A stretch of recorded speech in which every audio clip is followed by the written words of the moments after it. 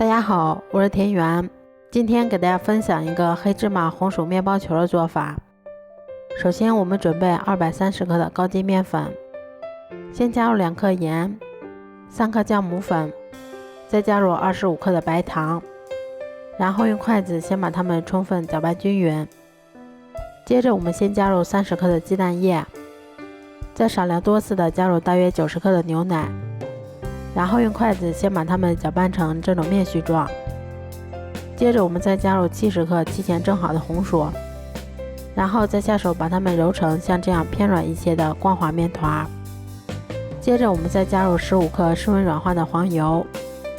然后再下手把黄油揉至完全吸收的状态。最后我们再加入10克的黑芝麻，然后再下手把它们充分揉搓均匀就可以啦。揉好后，我们再给它盖上保鲜膜，让它常温醒发至2倍大。像这样体积明显变大，我们的面团就已经醒发好啦。接着我们把它移到面板上，先给它折叠几下，排出里面的空气，然后再用手先把它搓成长条，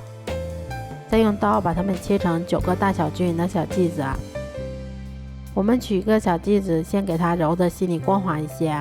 然后再用手把它轻轻地搓圆。都揉好后，把它们依次放到铺有硅油纸的烤盘里面，然后再给它盖上保鲜膜，让它2次醒发40分钟左右。醒好后，我们在表面先像这样给它划上一刀，最后我们在刀口上再挤上一些提前软化好的黄油。接着我们把它放到预热好的烤箱里面，烤箱中层上下火180度，烤15分钟左右就可以啦。这样做出的黑芝麻红薯面包球吃起来外脆里软又香甜，而且还有一股浓浓的红薯和黑芝麻的香味儿。如果喜欢的话就试试吧，喜欢我的视频就关注我吧，谢谢您的支持。